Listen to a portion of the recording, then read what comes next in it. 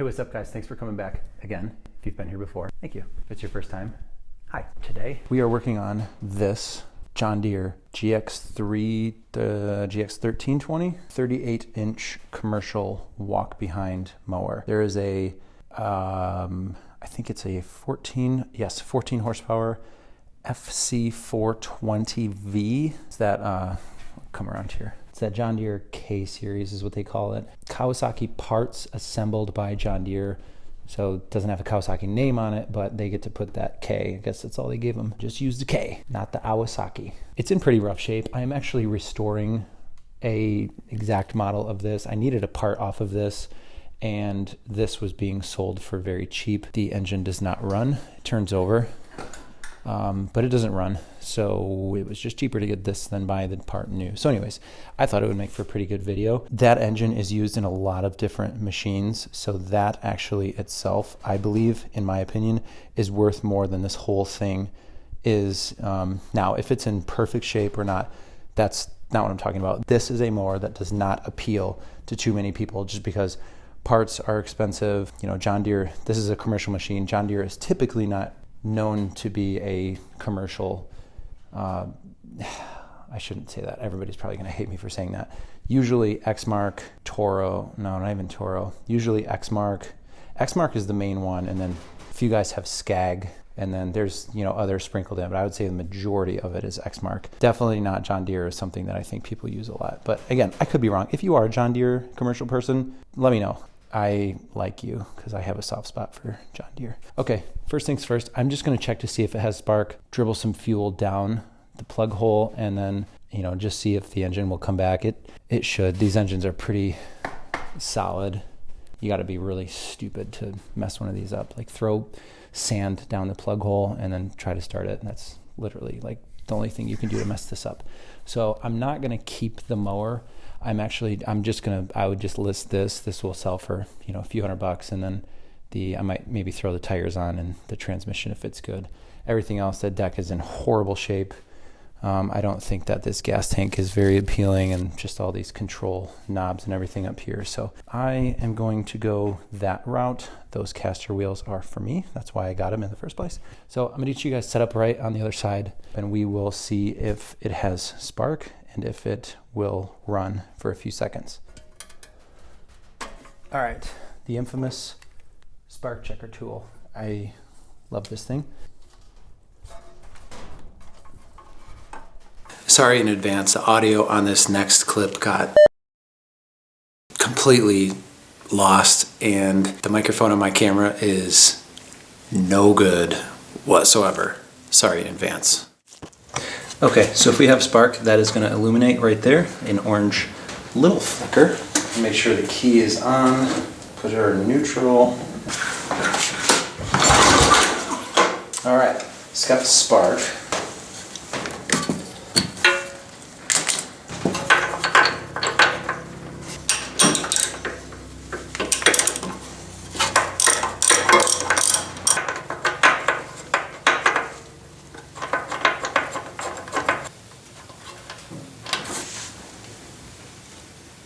Spark plug has really awful gas at the tip of it. I actually never smelled gas tank. I'm gonna do that right now.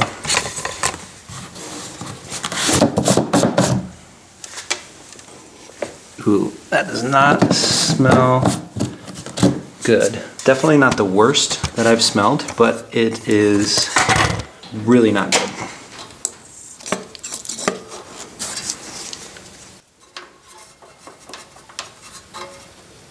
So I have every reason to suspect that this stopped running and was given up on because of a fuel issue. It's just my initial analysis. I actually haven't looked at anything. What you guys and I are going through right now is everything that I've assessed on this. I have not done anything off camera.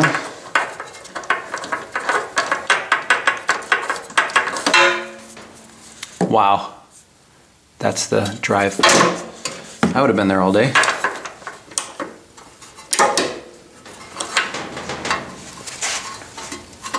All right, so pull it over, fire, cough, die. I'm gonna check.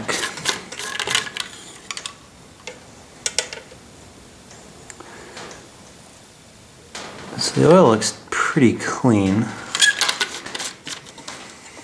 Okay. So here we go, choke on neutral. If all goes well, this will fire up, sputter, and then die. After that point, we'll tear into that carburetor, kind of get a look at the fuel system and just make sure everything's all good. We'll take a look at the air filter. Let's just do that right now.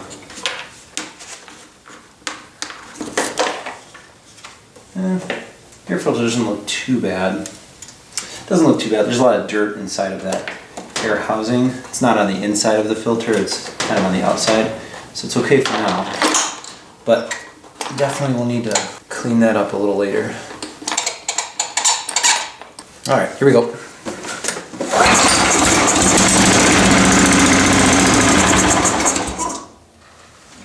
Alright, cool.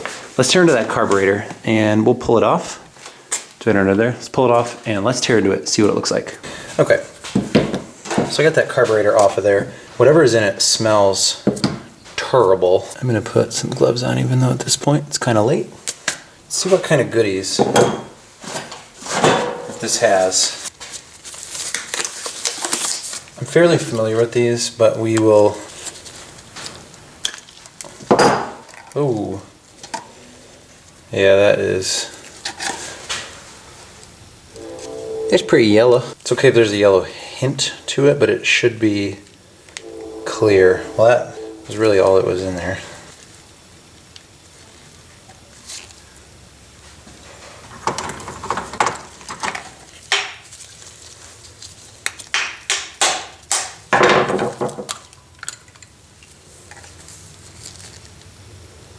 There's no like rot or anything like that. It's just stinky gas.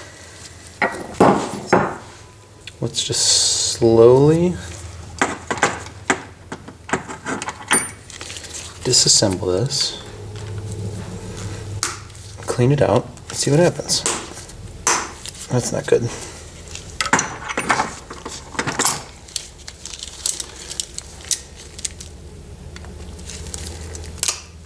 There we go.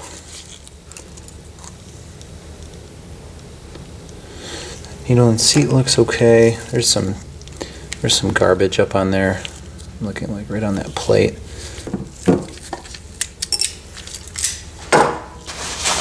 Yeah, I mean if I'm going to prefer, or if I'm able to pick, you know, which fuel system is going to be affected, you know, there's the videos that have like where the gas turns like a brown, like, and starts flaking and crusting and just being horrible.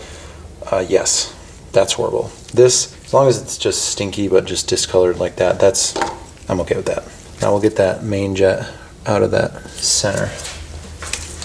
Yeah, somewhere down there's flathead. Right down that center hole. There we go.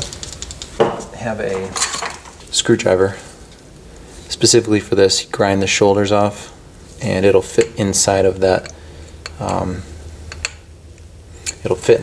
tube. Better safe than sorry. I am just going to put a little bit of penetrant down there, and for leverage purposes,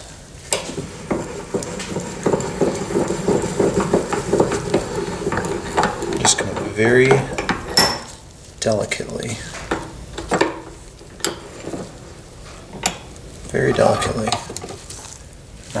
not too tight, and we'll see. These are brass. Sometimes they suck getting them out and they strip. So you just want to be careful. Just be careful, that's all. Don't force it.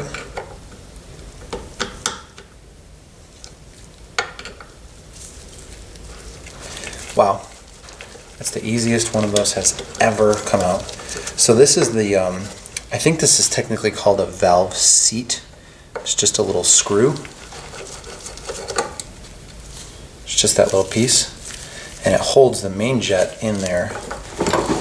And then that sticks up through the top. Let's see if I can show you guys.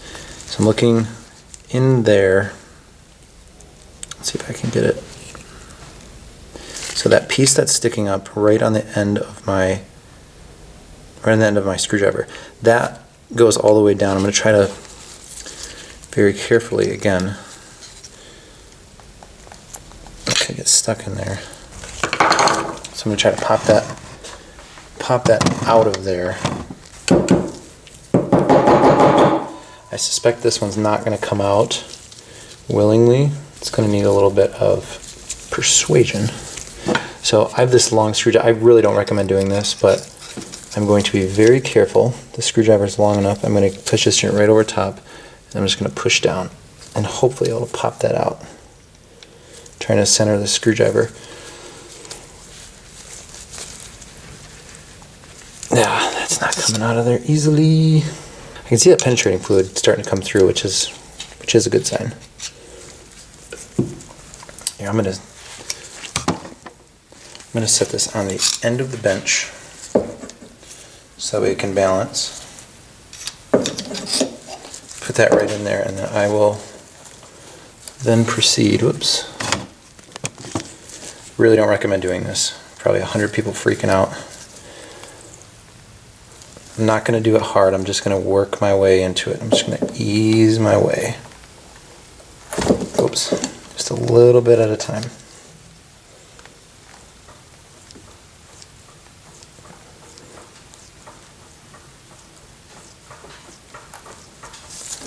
Okay. Did not seem to want to come out of there.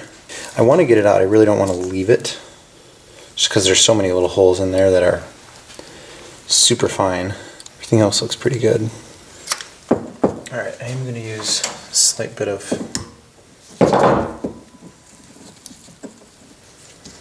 this is not sponsored by Husky. Not sponsored by Husky.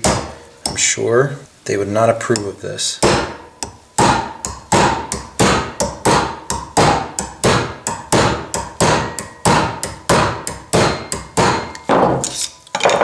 I'm starting to get uncomfortable with this. Alright, let's keep going. Doesn't appear that I'm doing any damage, believe it or not. Now, if I will continue to do damage, that is a totally different story. So let's just put that down right there. Just keep easing our way. Just tap it in.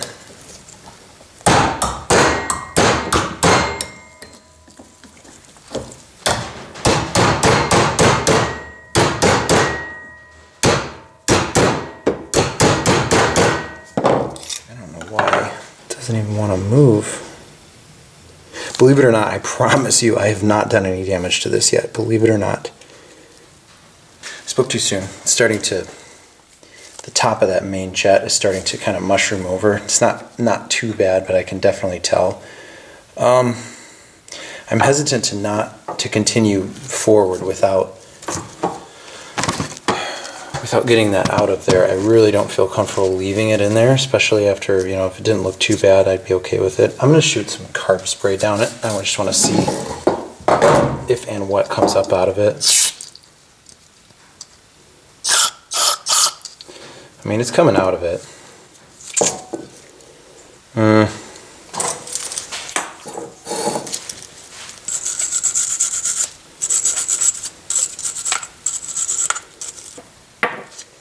Alright, there's just one or two more. I think this is a idle jet and that pilot jet. I'll take those out. Just make sure those are good.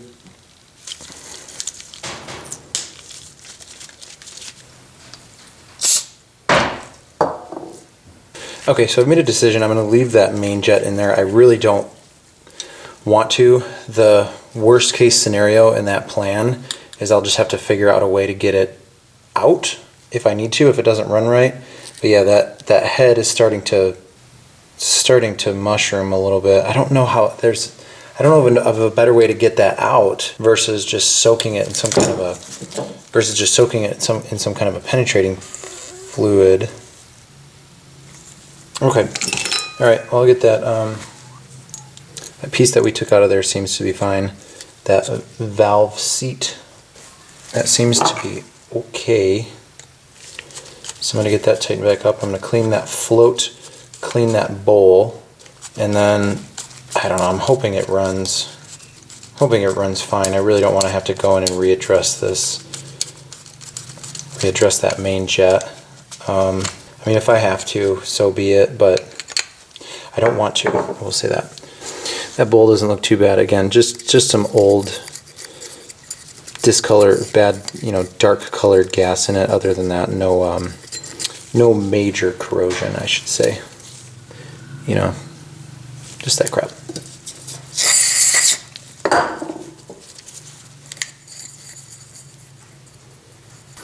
So anyways, you guys don't really need to see this. I'm just going to get that all buttoned back up, and then I'll get it set back up, and we'll just see how she does. Okay, before I get this started back up again, I am going to address this fuel system. What I'm going to do, the tank is empty. There's a little bit of water down by where there's a pickup tube in there that sucks it over top and then down this underneath the tank and up to the fuel pump and then down to the carburetor. I am going to take this hose clamp off right here, blow through that. I'm gonna rinse out the tank a little bit just because there's that little water spot. So I'm gonna get that addressed and wiped out in there, and then blow through the rest of the lines just so that way we're starting 100% fresh, and then we should be good to go. It might be easier to come down off of this guy up here.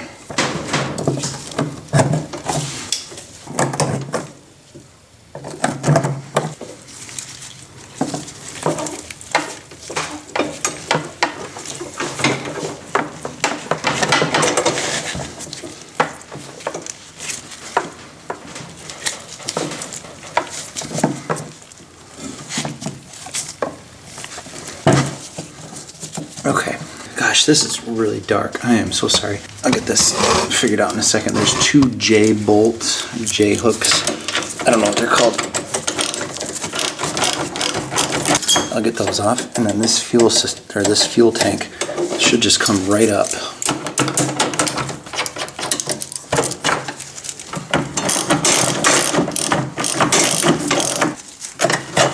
Okay, so this fuel tank should just come right up and off. Okay, I am going to blow through that hose just to get everything out of it. Okay, so I probably should be doing this on this side of the fuel filter, but too late now. So I have you can't see it, I'll get you on this side.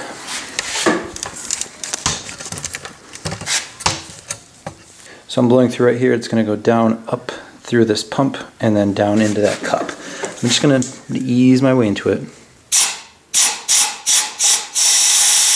Not an ounce, which is good. Good. Okay, cool. Well, I was hoping something would come out of there, but it's better that nothing came out. Okay, I'm just going to reach my hand into that gas tank and just get out what I stole. Well, bad news. I can't fit my hand through that hole. Okay, I have a breaker bar. I'm just gonna.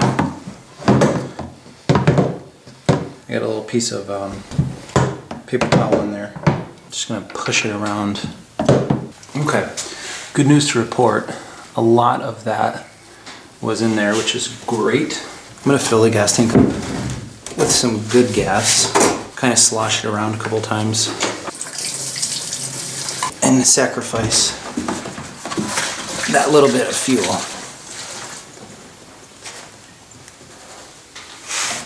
I'm just gonna look in there, see what it looks like compared to before. I'm not gonna go crazy with it just because, like I said in the beginning of this video, I'm not saving this gas tank or anything else. That's fine by me. I'm really okay with that. I wish there's a way from start to finish what I would have showed you, but it was pretty much empty. There were just a couple little spots, and then down there in that corner, you can see that little pooling area. That had the brown water and old fuel in it. So, like I said, not saving this. I just wanted to get it mostly clean. That way it wouldn't suck everything up into the. So it wouldn't suck everything up into the gas, into the carburetor.